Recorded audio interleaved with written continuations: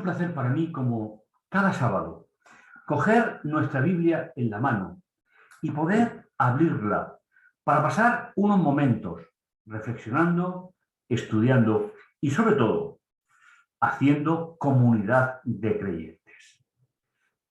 Dadas las circunstancias que nos rodean y el desengaño que tienen algunos seres humanos con respecto a situaciones que se están viviendo en el planeta, tal vez sería bueno que pudiésemos recordar algunas de las palabras del libro de la Biblia que más habla sobre sufrimiento, dolor, injusticia. Por eso, la pregunta con la cual comenzamos es: ¿dónde buscas tú la sabiduría? Ese va a ser el tema fundamental en este día, en esta mañana de sábado. A modo de introducción, recordar un texto que todos conocéis, Deuteronomio capítulo 29, versículo 28. Lo oculto es del Señor nuestro Dios. Lo revelado es nuestro, de nuestros hijos, para siempre, para que cumplamos todos los artículos de esta instrucción de parte de Dios. En este texto nos presenta una doble realidad que debemos de reflexionar, compartir. ¿Qué es? ¿Qué es? Dentro de esa doble realidad, ¿qué es? Dios lo sabe todo, el ser humano está limitado y tiene que ser formado, tiene que ser instruido por Dios.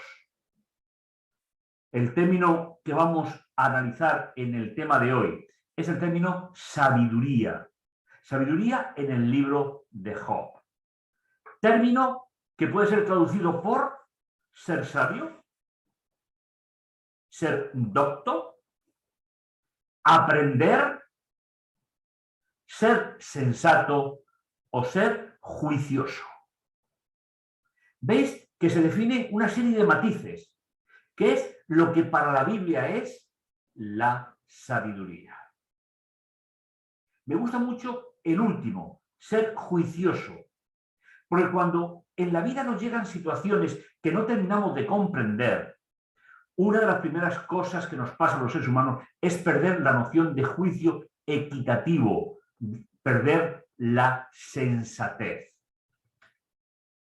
En el texto que hemos visto se distinguen, como comentábamos, dos aspectos fundamentales. Lo que yo no puedo explicar por mi lógica pertenece a Dios. Y lo que Dios nos revela se incorpora en la vida del ser humano como una forma de ser, de sentir y de vivir. Dios revela e inspira el conocimiento del creyente. Una cosa es explicar con lógica lo que la ciencia puede explicar porque lo ha razonado y lo ha encontrado. Y el creyente nunca debe de rechazar el concepto científico. Pero otra cosa muy diferente es: ¿qué pasa con aquellas realidades que vivimos los seres humanos que nos trascienden, que están por encima nuestra y que no podemos explicar? El libro de Job nos va a decir que Dios tiene respuesta. Que Dios tiene respuesta para aquello que está oculto a la mente humana. Y eso es lo que le va a llamar sabiduría. Que no es como en los términos clásicos, que es el amor al conocimiento, sino que es en la Biblia, con un matiz especial, lo que capacita al ser humano para comprender la revelación de Dios. El ser humano busca a través de su pensamiento lo que no puede explicar. Y eso es lo que se llama filosofía, como acabamos de comentar hace unos instantes. El diccionario de la Real Academia de la Lengua Española define la filosofía como conjunto de saberes que busca establecer de forma racional los principios más generales que organizan y orientan el conocimiento de la realidad. Si la filosofía es el conjunto de saberes que se explican de una manera racional, tenemos que estar de acuerdo, tal vez, que hay cosas que con nuestra razón no podremos explicar. La ciencia actual rechaza todo lo que no se puede explicar. Pero yo me hago una pregunta. Porque yo no pueda explicarlo, ¿deja de existir? Yo no sé cómo funciona un coche. Yo lo utilizo. Pero porque yo no sepa cómo funciona un motor, deja de existir. Por lo tanto, manera racional pertenece a la filosofía. La revelación pertenece a Dios en nuestra vida. La creencia de los pueblos paganos, de las falsas religiones, a lo largo de la historia, desde el principio, tiene unas hipótesis que nos permitirán entender qué es lo que el libro de Job, concretamente en su capítulo 28, nos va a explicar. Para esas religiones falsas, Dios premia al justo y castiga al impío. En segundo lugar, a los cumplidores de la ley divina les están reservados toda clase de bienes temporales, una larga vida, prosperidad material y todo lo que conlleva ese concepto de filosofía. Mientras que en la otra parte están los pecadores, los que esperan la muerte en plena juventud, la pérdida de sus bienes y una vida estéril. Esto es, mis queridos hermanos, el concepto pagano de religión.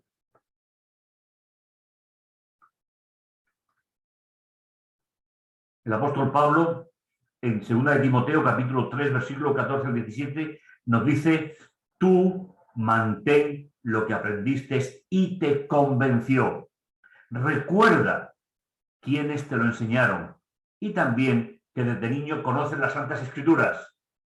Ellas pueden instruirte acerca de la salvación por la relación estable de confianza en Jesús, el Mesías. Bueno.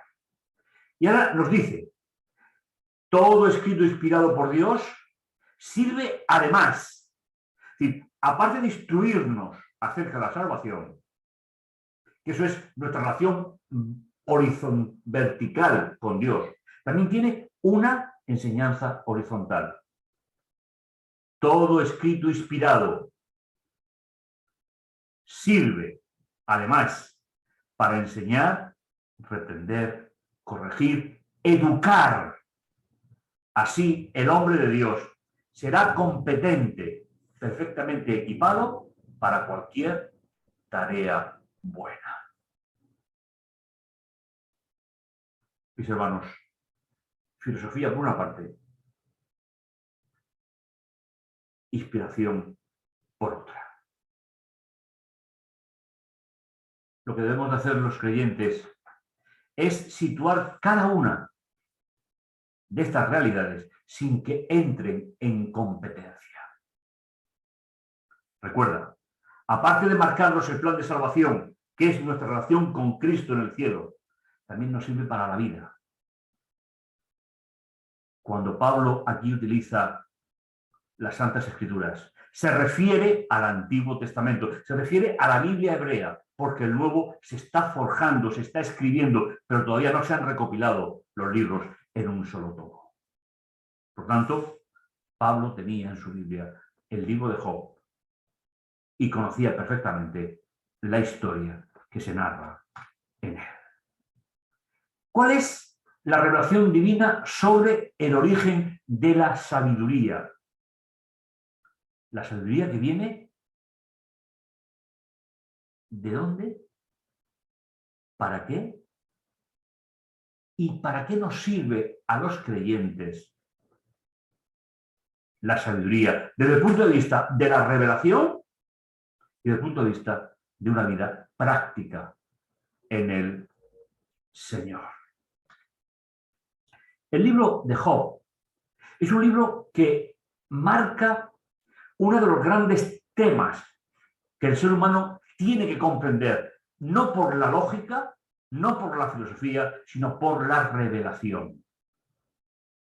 Porque no podremos llegar a explicar nunca por nuestros propios medios el origen del sufrimiento, del dolor, de la muerte, de las lágrimas. El ser humano, cuando fue diseñado por Dios en la raza que Dios creó, no nos creó para sufrir, nos creó para vivir eternamente con Él. Es el primer libro que se escribió de la Biblia, allá por el año 1445, y fue escrito por Moisés. A partir de aquí es donde empiezan los libros bíblicos, que llegarán hasta el Apocalipsis, el Evangelio de Juan, pues fijaos, 1500 años después. ¿Dónde se encontraba Moisés cuando recibió la inspiración para este libro? Se encontraba en la casa de su nueva familia, en Madián, donde conoció a su esposa cuando huía de la justicia egipcia por haber cometido la equivocación que cometió asesinando a un egipcio. A través de este libro, Moisés va a ser formado por Dios. Recordad lo que Pablo dice, ¿para qué sirve la Biblia? Para formar, para darnos una situación como seres humanos. Va a ser formado por Dios para que entienda el origen del sufrimiento y para que pueda transmitirlo a todas las generaciones que venimos posteriormente. Si tú te levantas cada día y solamente intentas mirar el sufrimiento y el dolor, mirando, y perdóname la expresión, las cordoneras de tu zapato, lo intentarás comprender por tu capacidad. Y ahí es donde vienen las grandes frustraciones del ser humano. Mientras tanto, el pueblo de Israel seguía prisionero en Egipto. Finalmente, el libro de Job, como Génesis, Éxodo, Levítico y Deuteronomio, va dirigido a ese pueblo que un poco tiempo después saldrá de la esclavitud a la libertad. Y aunque Dios no había evitado que entraran en Egipto, les va a mostrar Dios con toda claridad que el instaurador, el perseguidor de la humanidad, no es Dios, sino que del cielo viene todo regalo de parte de nuestro Dios. Pero vivir en este mundo tiene una realidad diaria. El tema principal de esta revelación es tener una idea clara sobre el origen y el desarrollo de la enfermedad en nuestro planeta. Qué interesante esta idea. Leyéndolo concienzudamente, entraremos en la revelación de Dios y entenderemos el sentido de religión que tenemos que tener los lectores de la Biblia, que nos ayude a comprender no solo nuestra relación con Dios, sino también nuestra existencia en este planeta. Job era un jeque árabe con una gran fortuna y una gran familia. Así nos describe el libro en los primeros versículos del capítulo 1. Sé que conocéis el texto, por lo tanto, me voy a centrar más en el capítulo 28 en esta mañana. Pero a partir del capítulo 1, versículo 6, comienza el origen de esa obra que empezó en el cielo con la rebelión y se trasladó a la tierra. Dice, un día fueron los ángeles y se presentaron ante el Señor. Entre ellos llegó también Satanás, cuya traducción es el acusador, el que acusa. Y finalmente, toda la experiencia de Job fue una acusación contra Dios, utilizando al ser humano como un juguete a su capricho. El Señor le preguntó, ¿de dónde vienes? Y él respondió, de dar vueltas por la tierra. Ya hace mucho tiempo que Satanás se había rebelado contra Dios. Y aquel jeque árabe que disfrutaba de prosperidad, que disfrutaba de una vida por su trabajo, sus inversiones en ganadería, agricultura, el Señor le dijo, ¿te has fijado en mi siervo, en mi embajador, Job? En la tierra no hay otro como él. Es un hombre justo, honrado, religioso y apartado del mal. Mis hermanos, su pueblo estaba en cautiverio, estaba prisionero en Egipto. Por alguna razón que el libro no explica, Job recibió la revelación del Dios de la alianza, del Dios verdadero, y a él le servía, a él le honraba.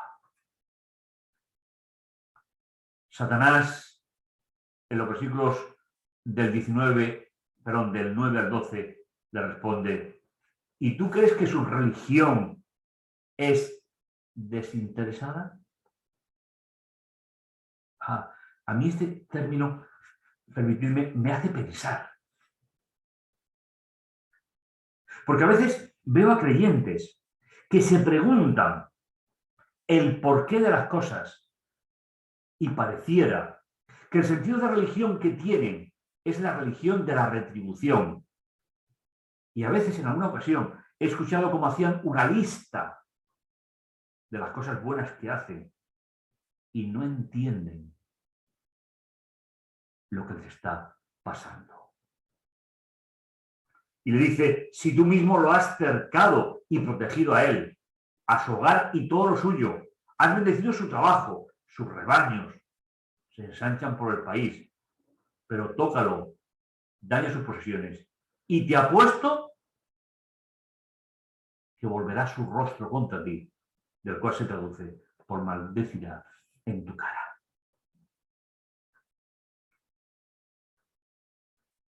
Y es aquí donde comienza el gran problema para Job. El Señor dice, bueno, haz lo que quieras con estas cosas, pero no lo mates. Con lo cual, el texto también nos dice que esa es una de las cosas que Satanás también puede hacer, y es quitarnos la vida. Y Satanás se marchó. Así termina la introducción del libro.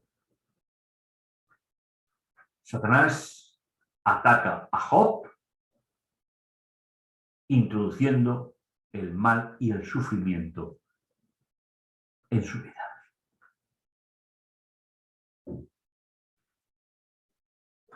El texto nos recuerda que los hijos de Job comían, estaban comiendo en casa del hermano mayor, y llegó un mensajero a casa de Job y le dijo, estaban los bueyes arando y las burras pastando a su lado, cuando cayeron sobre ellos unos saduceos, apuñalado a los mozos. Esas personas que se ponen en manos de Satanás para hacer el mal. unos sabeos apuñalaron a los mozos. Y le dice, no había acabado de hablar cuando llegó otro y dijo, ha caído un rayo del cielo que ha quemado y consumido tus ovejas, incluso a los pastores. Solo yo escapé para contártelo.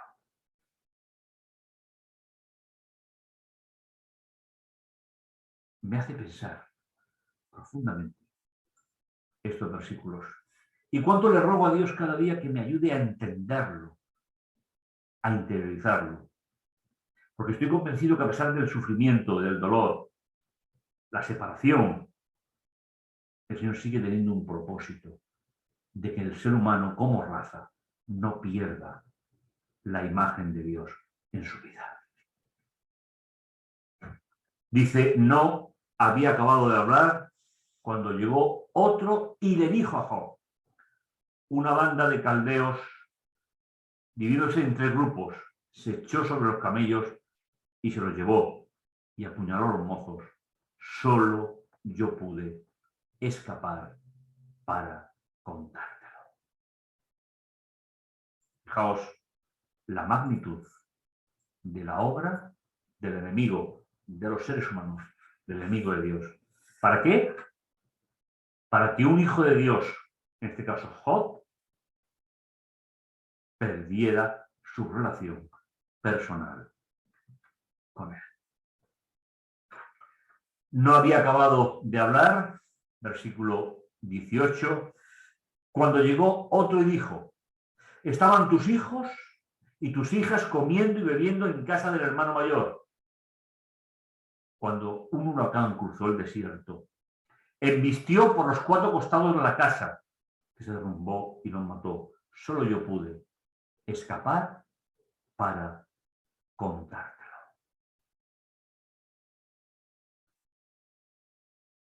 Si hacemos un recuento de las áreas que el enemigo de Dios tocó en la vida de Job, nos damos cuenta, tal vez por primera vez alguno de vosotros, la dimensión del poder que le confiere el pecado en este planeta al que acusa a los verdaderos creyentes de que lo somos, como hizo con Job. ¿Por qué? Porque Dios nos bendice. Bueyes, ganado, ovejas, pastores, incluso finalmente los hijos. Job entra en crisis. Eso no es un problema. Eso a veces es necesario para el ser humano. Y él expresa. Entonces Job se levantó, se rasgó el manto, se rapó la cabeza y se echó ceniza y tierra y dijo, desnudo salí del vientre de mi madre y desnudo volveré a él. El Señor me lo dio, el Señor me lo quitó. Bendito sea el nombre del Señor. Pero a pesar de todo, nos dice el texto, Job no protestó contra Dios. A esta altura del libro, Job todavía no conoce del todo, no conoce a ese Dios maravilloso. El texto nos está diciendo que no fue Dios quien se lo quitó, sino que fue el acusador, el enemigo de los seres humanos. Ante Job pasaron en toda esa primera gran parte del libro que llega hasta el capítulo 27 otros personajes como su esposa y los 3 amigos. Gente como él, rica, hospitalaria, como es cualquier beduino de un desierto de Arabia. Estos personajes van a encarnar, van a explicar lo que significa la religión falsa, la religión de la retribución. La esposa le dice, ¿todavía persistes en tu honradez? Maldice a Dios y muérete. tal vez el cariño, el respeto, viendo el dolor que concurría, le hizo comentar las palabras que ha dicho. Y fijaos, la honradez y la muerte. Deja de ser honrado Dios y muérete. Ese es el primer concepto que en el libro tenemos sobre la religión falsa, sobre la religión de la retribución. Pero en otro lado tenemos a los amigos de Job. Gente sincera, pero gente que no conocía el plan de Dios para su vida. 3 amigos suyos, Elifaz, Bilda y Sofar. Sofar significa trompeta. Al enterarse de la desgracia que había sufrido, salieron de su lugar y se reunieron para ir a compartir su pena y a consolarlo. Cuando ya lo divisaban en el horizonte, se dieron cuenta de la trascendencia de la situación. Cuando lo vieron a distancia, no lo reconocían y rompieron a llorar. E hicieron lo mismo que Job, el símbolo del luto en aquella época. Se rasgaron el manto, se echaron polvo sobre la cabeza y hacia el cielo, y quedaron con él sentados en el suelo durante 7 días, con sus noches, sin decirle una sola palabra, y viendo lo atroz de su sufrimiento.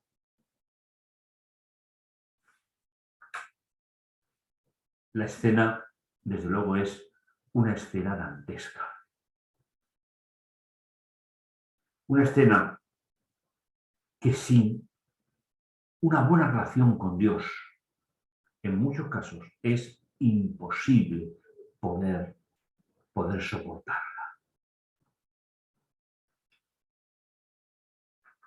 Pero en el centro del libro, cuando acaban todos los discursos entre los amigos y Job, cuando ellos han expresado que por qué seguir fiel a Dios si está en la situación que tiene, como os decía en el capítulo 28, hay una serie de declaraciones que son el punto fundamental de la reflexión de hoy y que te invito a que cojas tu Biblia y sigas el texto. Job, capítulo 28. Revelación divina sobre el origen de la sabiduría divina. Es muy curioso cuando leemos los textos. La primera parte nos habla de habilidades, la destreza de habilidades del ser humano. Dice, ¿tiene la plata fundición? ¿El oro un lugar para refinarlo? El hierro se extrae de la tierra. Uno funde la piedra y sale el bronce.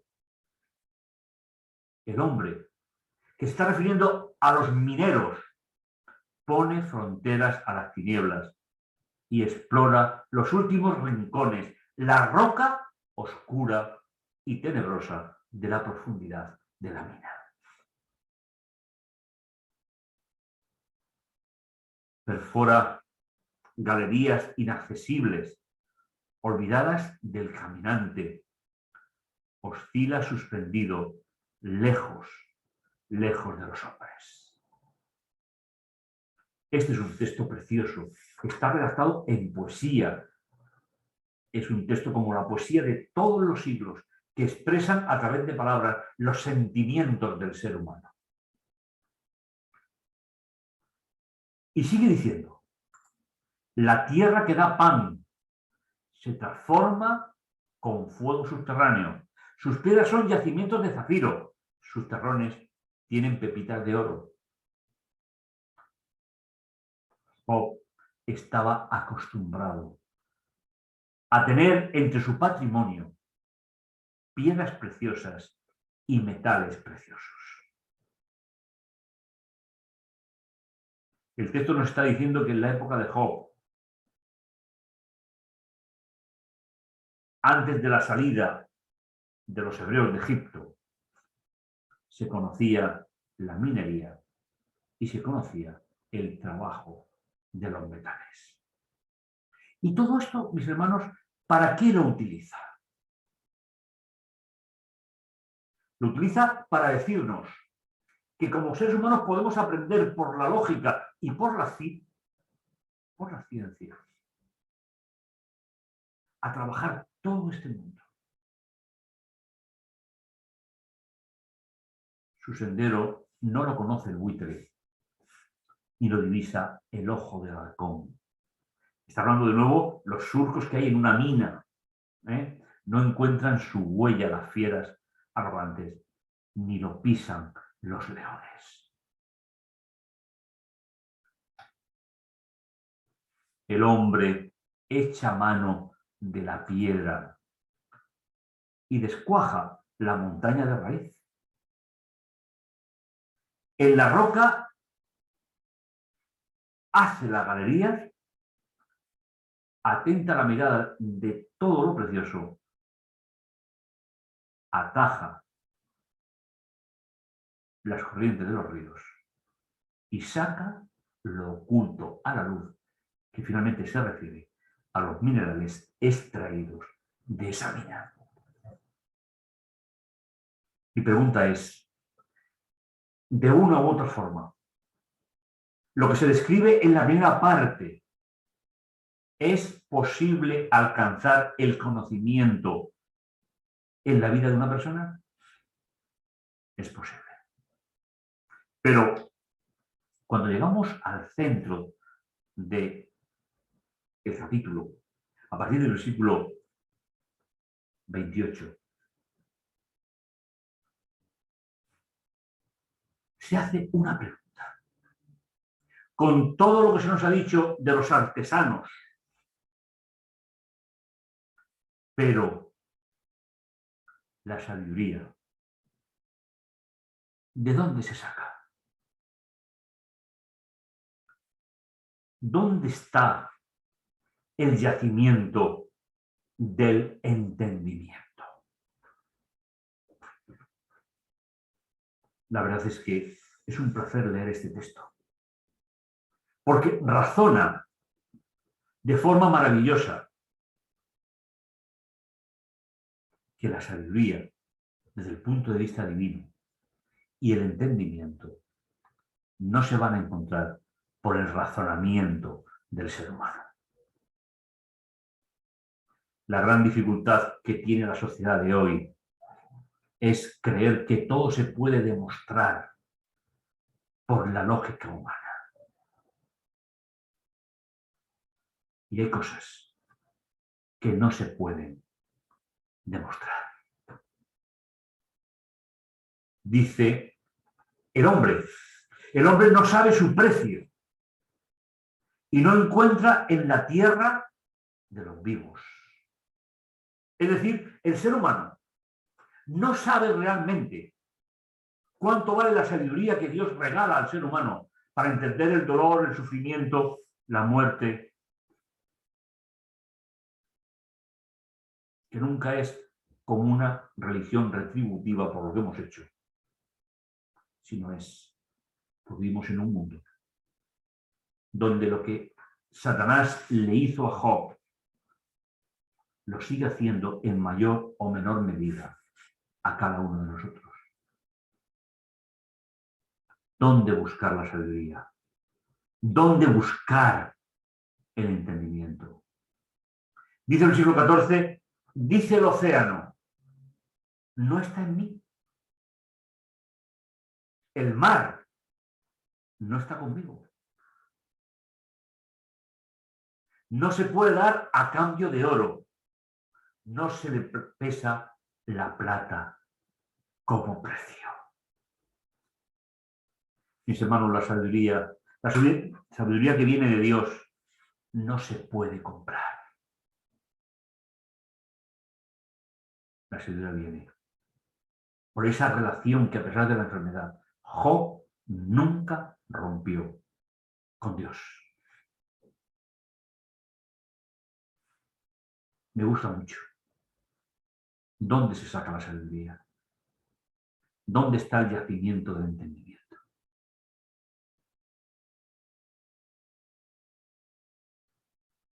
El océano no lo tiene, el mar no lo tiene y no tiene precio.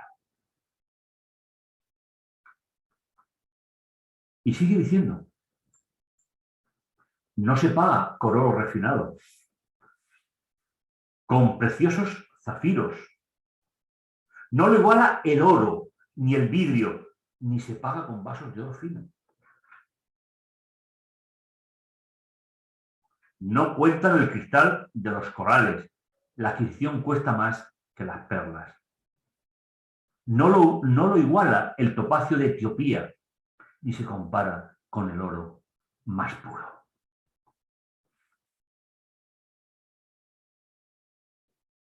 Fijaos el valor que tiene para el ser humano la sabiduría y el entendimiento.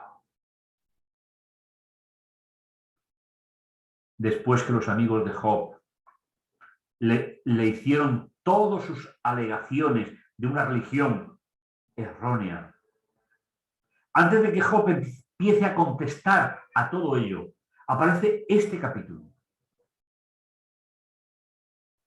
cuyo centro, cuya idea principal es dónde se puede comprar la sabiduría y dónde puedo tener el entendimiento.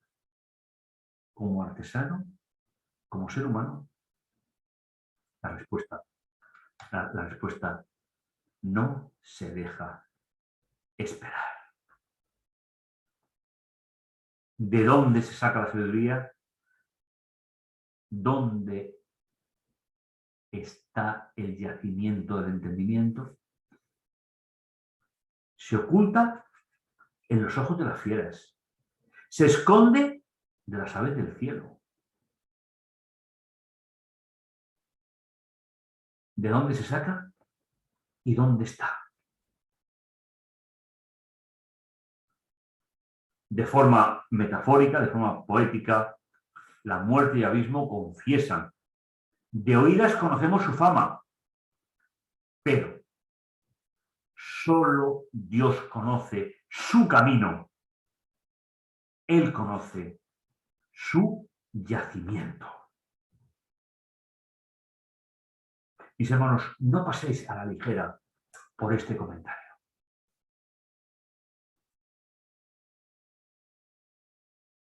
Solo Dios conoce su camino. Es la respuesta de dónde se saca la sabiduría. ¿Dónde está el yacimiento? Es donde encontramos el entendimiento de las situaciones que vivimos en este mundo. Entender no significa que nos guste, que nos haga bien. Simplemente entenderlo bajo la sabiduría y el entendimiento que Dios tiene para nuestra vida. Solo Dios conoce su camino. Él conoce su yacimiento, pues Él contempla los límites del universo y ve cuánto hay bajo el cielo.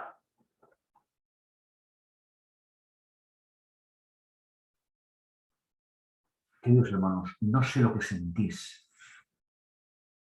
Yo siento paz. Yo siento tranquilidad. Todos aquellos que nos dejaron. Si aceptaron a Jesús, sabían dónde estaba la sabiduría. Si aceptaban a Jesús y vivían con Él, comprendieron dónde estaba el yacimiento del entendimiento.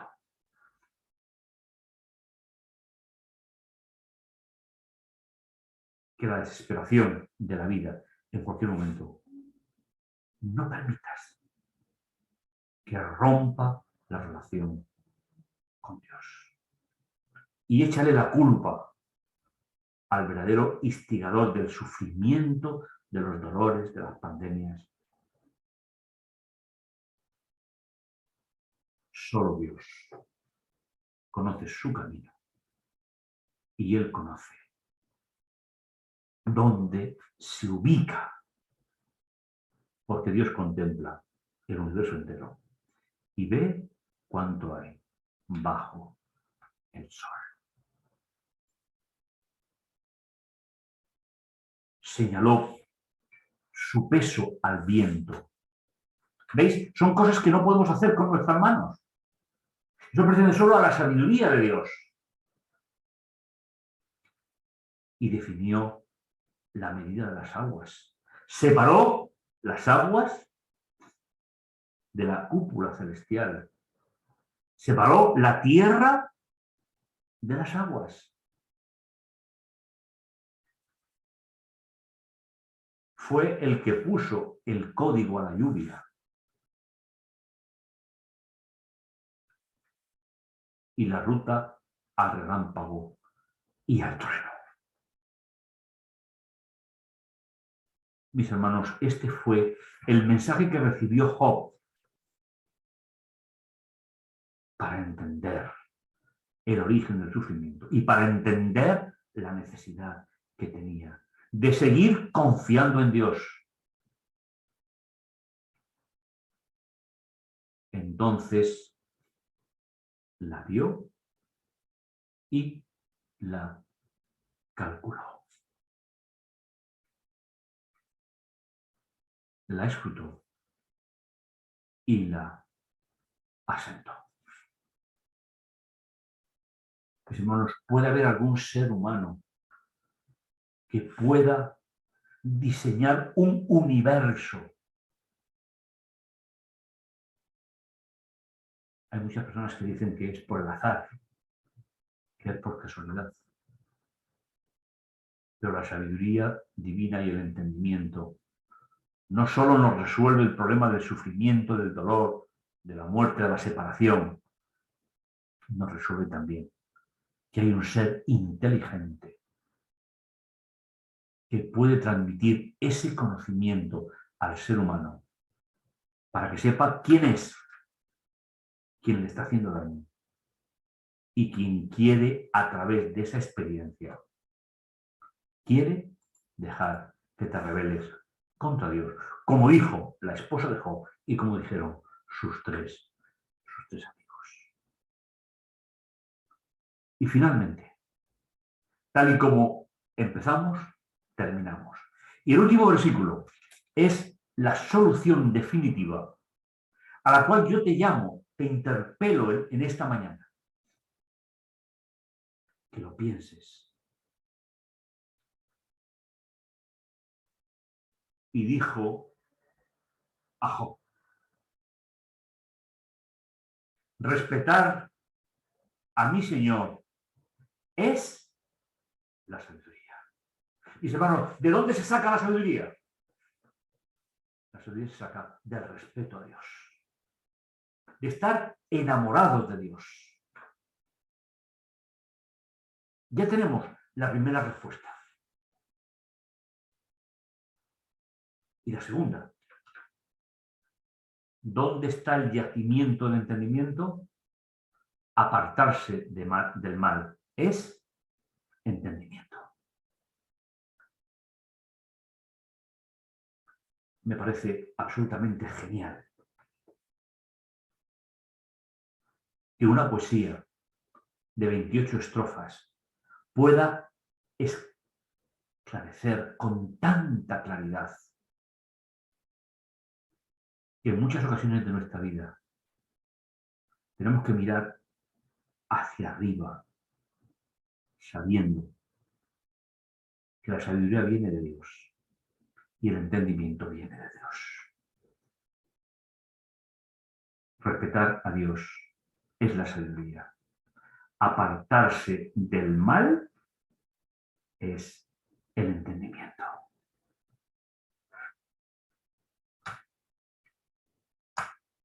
Job, el creyente, sus hijos y patrimonio, el pretexto de Satanás para ir contra Dios. El ganado, sus bienes, su esposa y sus amigos representan el sentido de religión falsa. No sabían más todavía. Satanás, en su función de acusador, el creador y diseñador de toda enfermedad, de toda injusticia, porque él sabe que no estamos preparados para el dolor y el sufrimiento.